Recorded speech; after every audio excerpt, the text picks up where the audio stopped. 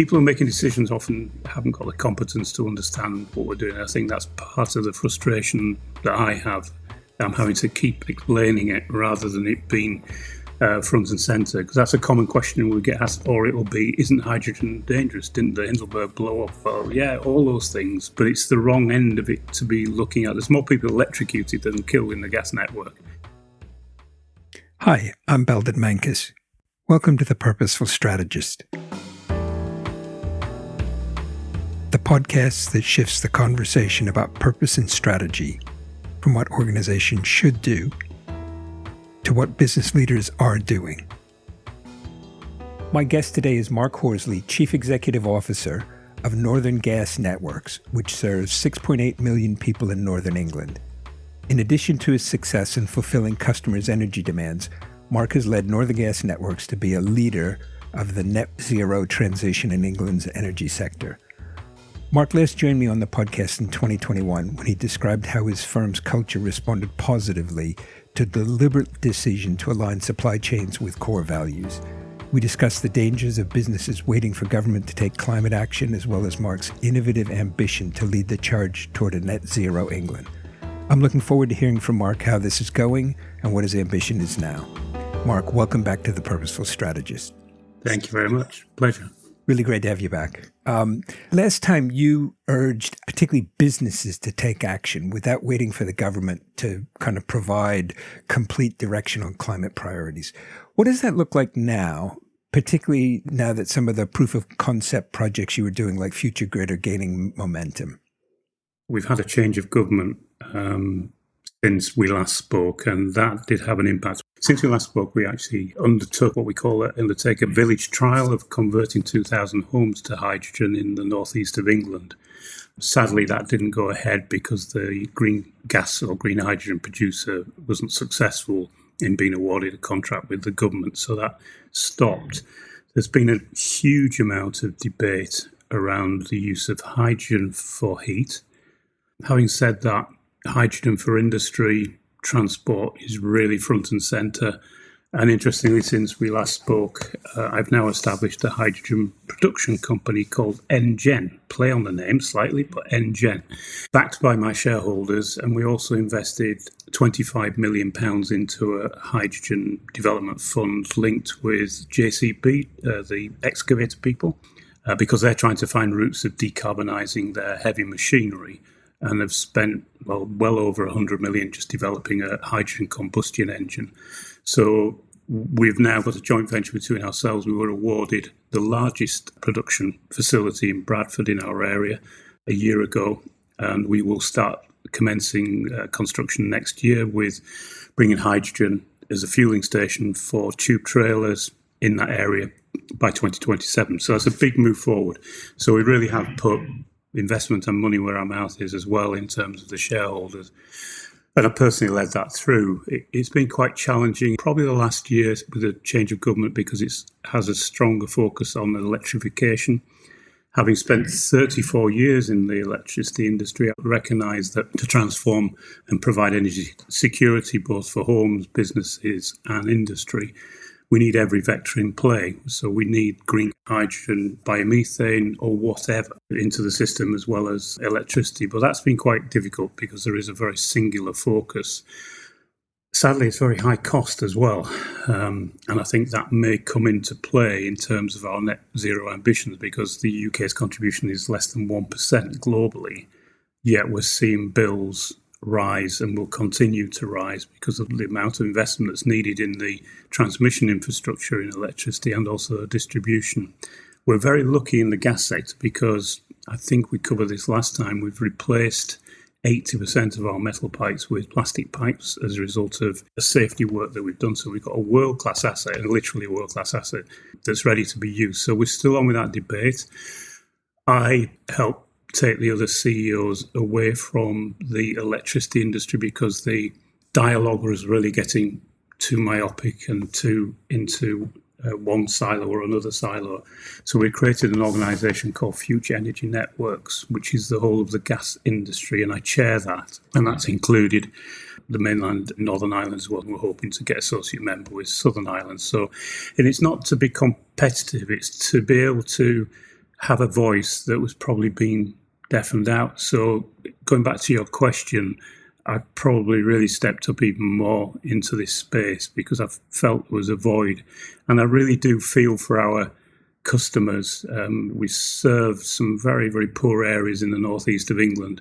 And the recognition that people are fearful of taking their boilers out and replacing it with heat pumps, at a capital cost of between £12,000 and £15,000, and then some modifications of their homes as well. So these are very expensive moves. It's not that I'm a climate change denier, absolutely not. I want green gas, I want electricity, but we've got to, I think, plan it a little bit better and be more pragmatic about it so we don't impact on customers going through what is a fairly tight economic crisis at the moment, globally, in the UK especially as well at the moment. So it's balancing those things across our customer base and the future as well. And it's great to have supportive shareholders, even in the investment in what we're doing in hydrogen. I mean, that's close to 100 million plus the 25.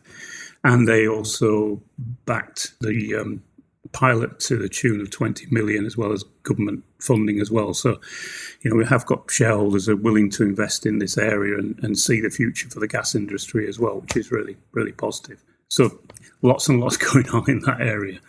Mark, for me, one of the most interesting things you've said in this conversation, and it certainly was in the previous one. So it's great to see you're kind of pressing on. I suspect at times against what feels like either indifference or resistance is the very simple idea that we can't put all our money on one bet. No, we can't. We've got to be looking at multiple things. I think the Ukraine war highlighted that, particularly in Europe.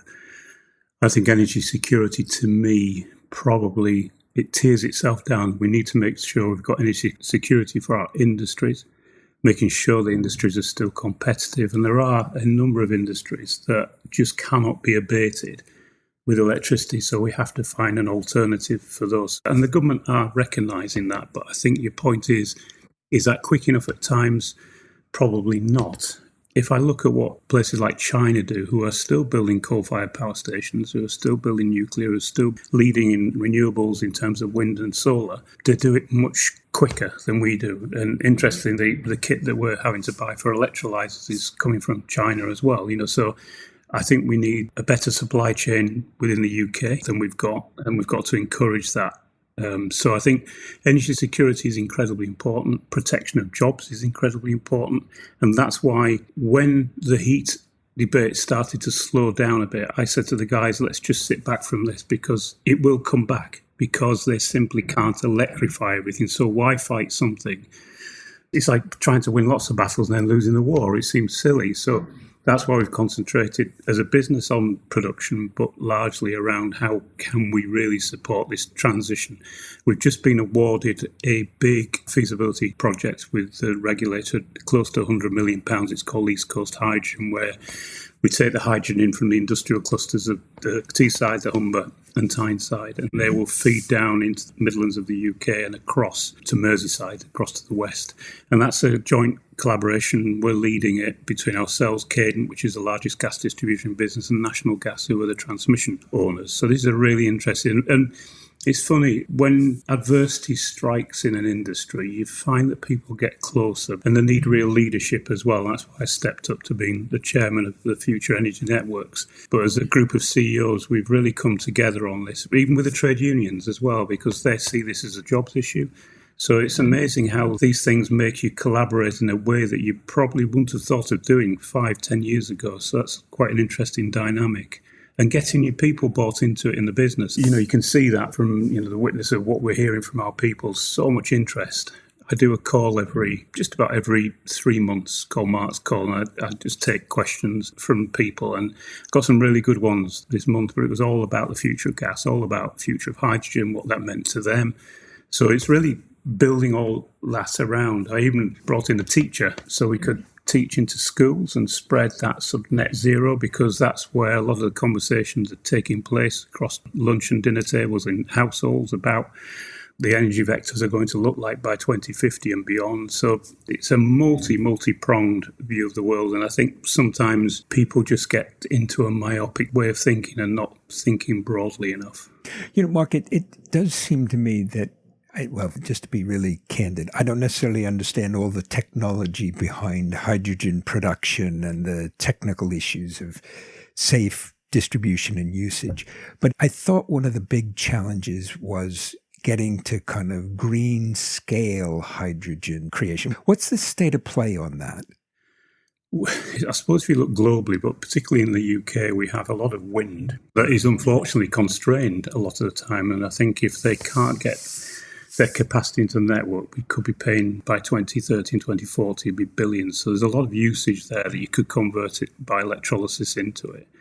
When we started off with wind, it was expensive. When we started off with solar, it was expensive. And then you start to get different manufacturing techniques and the costs start to come down. There are different techniques of conversion from electricity using electrolyzers, different designs of electrolyzers. There's potential use of nuclear alongside that to produce it. It's quite a brave move for us to be going in production at this stage because it is quite new.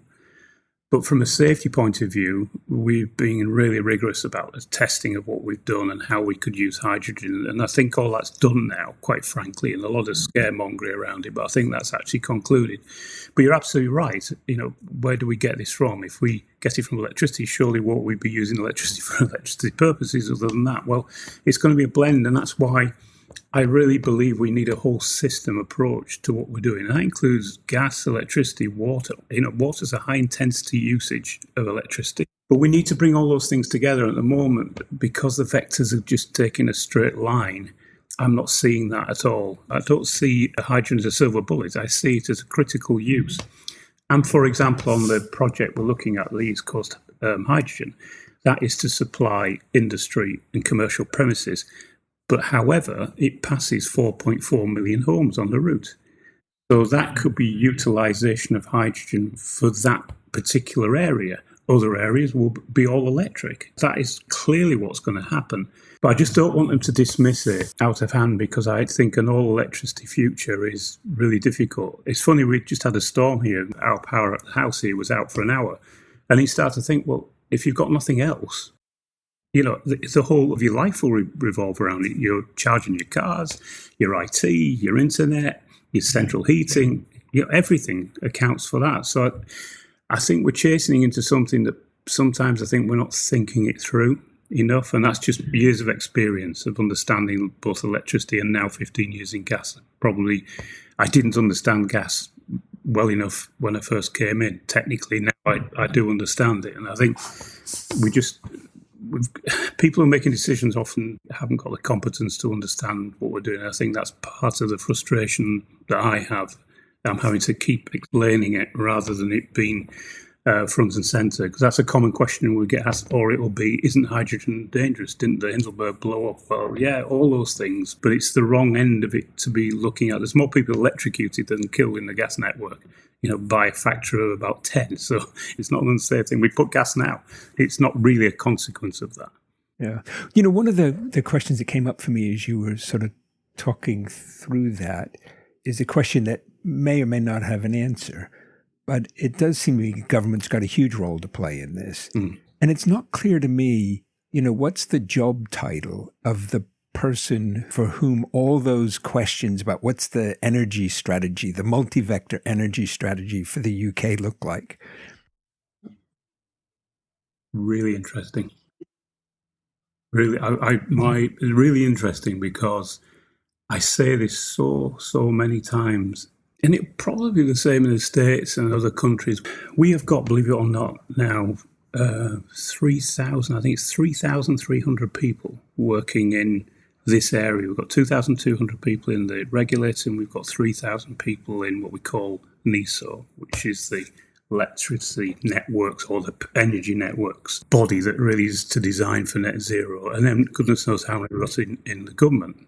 So you've got various quangos. And then when you're looking at energy and energy security, you're then going across departments of transport, environment, and again, then you're hitting silos. So how businesses, as evolve, and how our business has been so successful. Yes, we have people in specialist areas, but we have a very fluid and flexible, agile organisation. So when a problem occurs, we can move into that area, solve it, back out again. And in my view, government hasn't moved in that. You look at the UK government, there's two people shouting at each other here. It has this sense of when we've got so many crises that we're trying to get through, and there's people just shouting at each other and with very strong views on each side. It is incredibly difficult. And until that's changed, I don't hold out a lot of hope, because I think ultimately we've got to find a way of, when we have something like this, we've got to bring people together, and that includes industry, it includes people like trade unions. We've got to get a common aim. And one of the things that I think I found remarkably successful in NGN is, even though people know fossil fuels has got a limited life, and we know that, but what you've got to do is give your people hope. You've got to give them a strategy of how we're going to move through this, how we're going to change the organisation. Why I do what I do at a national stage brings hope back into your organisation. And interestingly, we have advertised 12 apprentices. We've been taking a lot of apprentices in over the years. But this year we're 12 apprentices. And we had over 2,000 applicants. Now it says two things, or a number of things really. They like working for NGN, or they've heard of NGN. They think it's going to be a good job for them. And primarily, as starting apprentice, they're actually thinking gas has got a future. So you've got to build on that, because otherwise you're going to have problems with people retention. And our churn is remarkably low, considering, it's an industry that people would say fossil fuel industry isn't the future. But if you build a culture around that, it's still exciting to be here. We still, our investors are investing in this future technology, etc. But when you get into the government departments, it feels like we're going back in time. Whereas somebody coming into us, there's about 4 or 5 layers between me and the guy that digs holes in the street, because we, have a very lean organisation. You can be talking to one person in one department in the government, going through it all again, and then you talk to another person in maybe the Department of Transport. There's no relationship at all. And it's so interdependent, from the Treasury to the Department of the Climate Change Department, the Department of Environment, the Department of Transport, all those different departments. It doesn't feel to me as if it's joined up, and it feels to me as if it was like some businesses were coming from the time when we were nationalised up until 1990. So that was, probably 15 years of my career. And I saw the massive step change when we were privatised. So when people talk about nationalising, I think, be careful what you wish for, because it wasn't too good then, because it was, very public service. It wasn't efficient and all the rest of it. I see that, and it must be really frustrating for people whose business are really on the line with this. I mean, I'm very fortunate to run a regulated entity. But if you are an entrepreneur, or you're in, investing in something, you're wanting to take a risk, but are you sure? It must be incredibly difficult. Even my shareholders, I have to, create a very strong business case for doing something like this, and making sure that we have got government backing for it, which we have, and we've got that signed into a contract. But not everybody can do that. So really challenging, really challenging. I don't want to sound negative. I think it's challenging the world over, but I think we've got to start learning some lessons somewhere along the line. One of the things I hear that you're doing, which I think is really encouraging, is you're reaching out to, some people might think, well, there are competitors, or you're reaching out across industry sectors. You're bringing people together in a way that I think too often leaders, whether in business or government or elsewhere, find that difficult to do. Yeah, I find that really easy, to be honest, possibly because of where I've come from. But I think that you are much stronger working together and listening to people's views and bringing those ideas to the fore. I mean, I work really closely with the General Secretary of one of the major trade unions, because he's representing his workers, but equally is very positive about what we're trying to achieve in terms of the future and net zero, working with the local mayors, working with manufacturing, working with JCB. You have to bring all those things together for it to make sense. And the supply chain that we run, I spend at least twice a year talking to the owners of those businesses to make sure they understand the journey we're on and understanding how we can all support each other on that journey. It might be the efficiency of how we're doing the work, the costs of what we're doing, but creating that common understanding and common belief of what you're doing is enormously important. I found quite surprising is that the most efficient business, we were awarded draft proposals for the best business plan, but it was all born, to be honest, on what we do and how we do it. We're still a relatively small business, compared to the other businesses where I've got maybe a number of licenses where we're run as single licenses. So it just shows you how you can bring cooperation to lead to success, which is really important. When we last spoke, so it was a few years ago now, you talked about some of the culture change that had happened once you became CEO. What does that culture look like today, and how's it continuing to evolve? It's moved on a huge amount since we last spoke, and I'm really genuinely excited. I'm proud about it, but I'm more excited to affect a lot of the change. I did bring new people into the organisation at senior level, almost disruptors in some respects, but nice way, not a negative way. They've since moved on and actually in senior roles elsewhere, which is really nice to see. And what's happened is the people that were in the organisation when I joined now are all directors in the business. They've moved up, they've seen it. And it's just quite inspirational at times. They're so grounded. I have a call every Monday morning at 9 o'clock every week. And one of the things I ask all the team to do, and including myself, is to go out to site once a year, to go and talk to people, understand it. And we have a feedback call every Monday morning. And it's really interesting, the feedback that people get. And it keeps you in touch with the organisation. Those people now in leadership roles are doing an amazing job. I don't feel as if I have to be on it all the time, which allows me the opportunity to do more of the national work than I did before. A site manager, and he's a really important guy in our organisation, he said, I love your calls because you're really honest. You tell it as it is. And if there's an awkward thing, sometimes it's good news you're giving us, which is hopefully most of the time. He said, but also there are times where it's quite a difficult conversation about what's happening in the organisation. And to me, that means everything, because that means the culture is authentic in what we're saying and how we're behaving. And people do visit us, the visitors from all the other gas distribution business, to see how we've achieved what we've achieved. At the moment, we're spending an awful lot of time on AI and how that will improve our business even a step change further. And that's a very sensitive subject area. We know it's important to us, but we also know and value our people, and we've got to make sure we do this in the right way. So, yeah, it just keeps going, which is fantastic. Yeah. One of the things I've seen, I'll say in utilities, but perhaps lots of other, sort of large, tend to attract people who stay for a long time, sort of career organizations, is often loyalty is a big part of the culture. In some ways, that's great. But sometimes I've seen that veer into being people more loyal to their manager than to the organization, managers more loyal to their people than to the organization. Has that been an issue at NGN? And if so, how have you addressed it? I think the cultural fit is incredibly important. And sometimes people come in, they've got a career, they want to do this. What's in it for me effectively and how we do it? And I'm turning that conversation around team.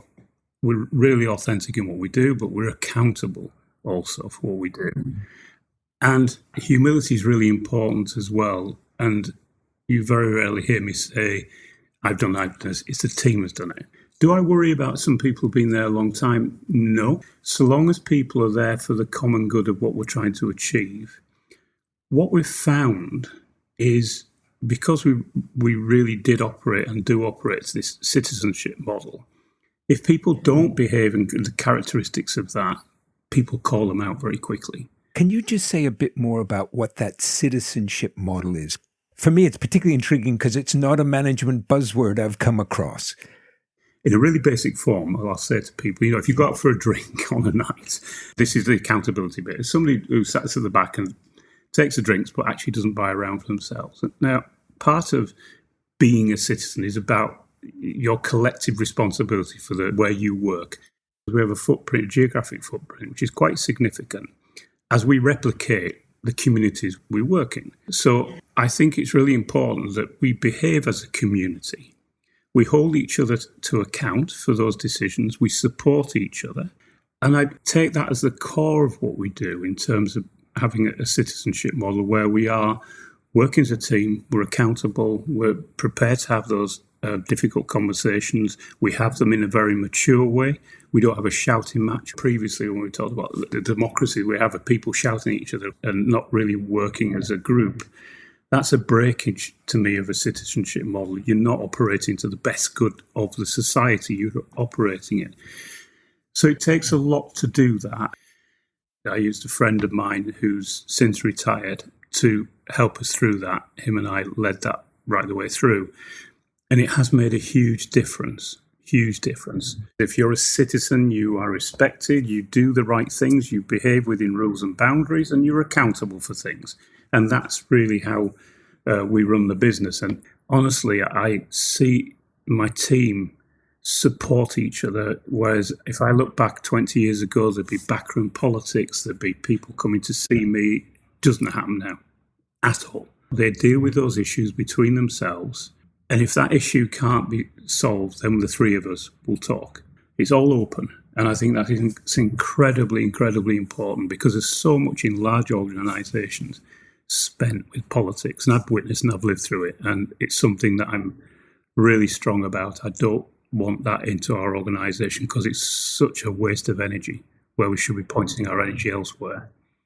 And did you develop sort of the concept and the tenets of this citizenship model? Or was that something your friend brought or you got from somewhere else? Or we were both believers in this type of approach, and we call it the citizens approach. I think it works under certain conditions, and it certainly has to be believed by the leader. And you've got to believe in it and hold your hands up. I do. If I get something wrong, I say, "Well, I've got this wrong, guys. Let's go back." I always think the strongest thing of a leader is humility, without a doubt. Just accept you've made a mistake and learn from it and build a really strong team around your weaknesses, where you need the strength of it. It's all those classical things, but it's the behavioural thing. And you just notice it. And I can talk at any level of the organisation, and it's a great conversation. And I wouldn't have been able to do that in my past life. It was just so different. And you mentioned the person who worked with you on this. Alan Mullet, who actually written a book. It's just a small book, but it does give the information about our journey. It's the NGen journey that we've done and the different stages we went through. On a slightly different, but I suspect in some ways related topic, as an organization, you've put a lot of funds into supporting vulnerable communities. And just curious, sort of, where's that gotten to and how do you make sure it stays alive rather than just coming sort of a box to tick? It's actually interesting that we put shareholder funds into the initiative during COVID to really help people who were struggling. And since then, it's actually become a regulated part of what we have as an allowance now. So the actual amount we spend is significantly more, and it's proving huge value. We tend to help charitable organisations because we can't do these things. So we provide the mechanism, the support, the funding, the infrastructure to do it. We'll do things like on a yearly basis, bring all the charities together and we'll have stalls and people can talk to each other and bring ideas through. And that's been really, really successful and well recognised in the region for that because we are an anchor organisation. We visit, thousands of homes every year. We see what's happening in those homes when we go to gas escapes or connections or whatever we're doing when we're replacing pipes. So we've actually gone further to train our operatives into having proper observational characteristics and understanding when they go into a home, listening for the certain key things that indicate that there's something we need to do here, and then they can signpost them. So as well as teaching them the gas technical skills, we've also taught them social skills and those things to identify. So we're doing a lot more in that area, which is really lovely to see, to be honest, and we get some really positive outcomes. We also have an independent stakeholders group. We had a lady called Jenny Saunders who chaired it, who used to be the CEO of National Energy Action, so she was a real expert in this area. I meet with them every month to give them a business update. We also have a citizens panel, going back to citizenship, to explain what we're doing as a business and seek their ideas. We also have a young persons council because they're the customers of the future. With that young persons council, we asked to move on in a cycling basis into the independent stakeholders groups. And also what we're doing with that young group this year, we're giving them work experience. So they're actually coming into work for us as well. So they understand what we do. So it's a whole thing again where you're looking at the communities that need the help and support, and we're doing that, but also embracing community. We're part of this society. So the citizens panel, the young persons council is really, really important to us. Then we have a set of diverse groups within the business that I think represent society, going from disabilities to the gender things that we have to address. So bringing all those things together internally as well. I just think it's really good for our people because it gives everybody a broader perspective on life and the challenges that's going on in life as well within the organisation.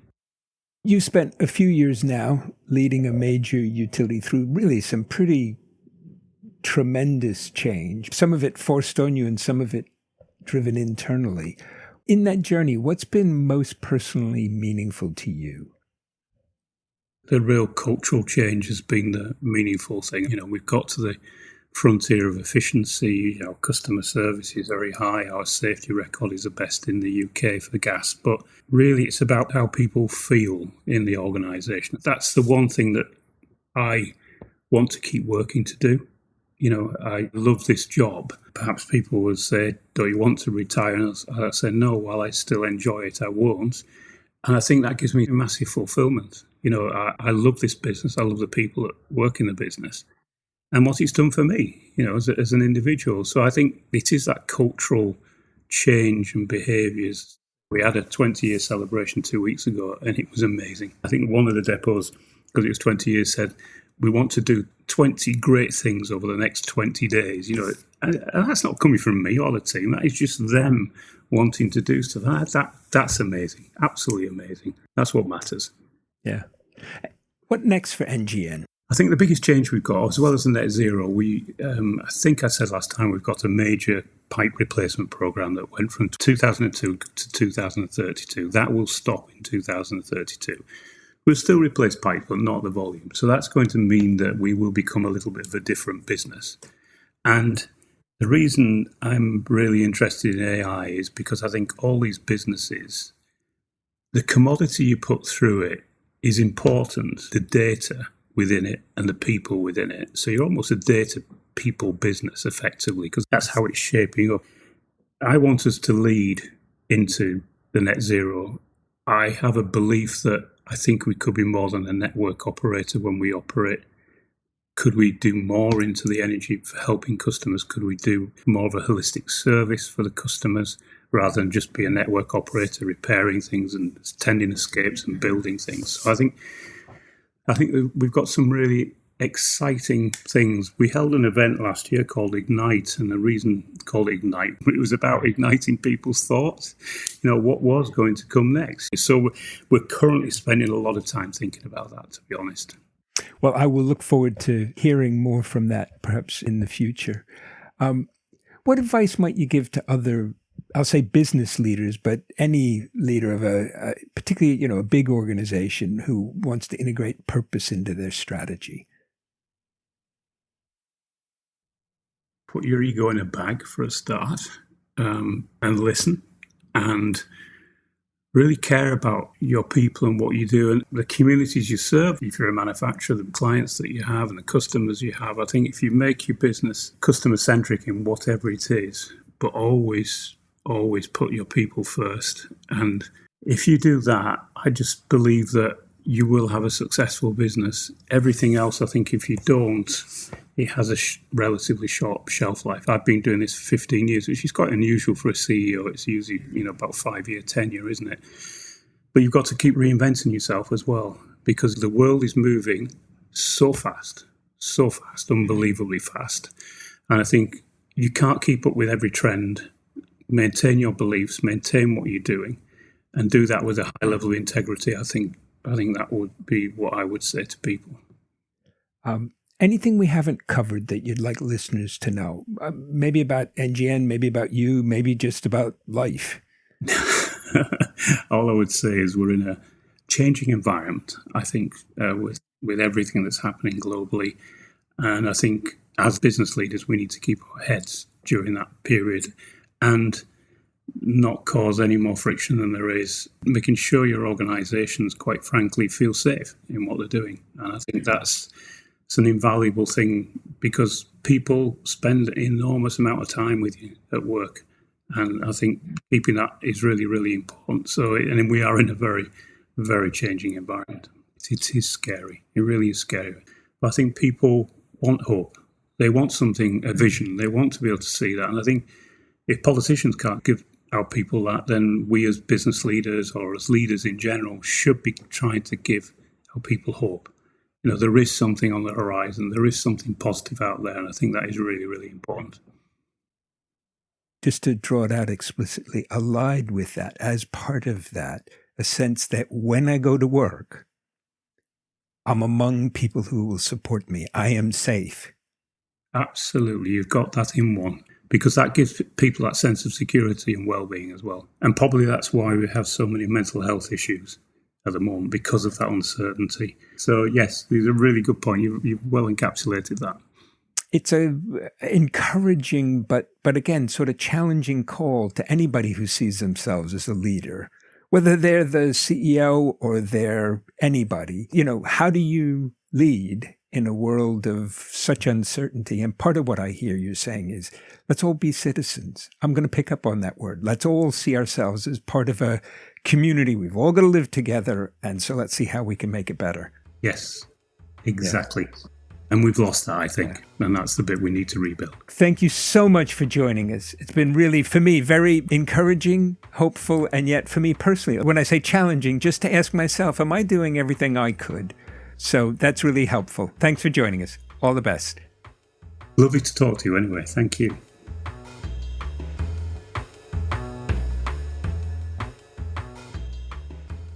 Thank you for joining us for this episode of The Purposeful Strategist. In addition to being available on our website, you can find us on Apple Podcasts, Spotify, and Google Podcasts.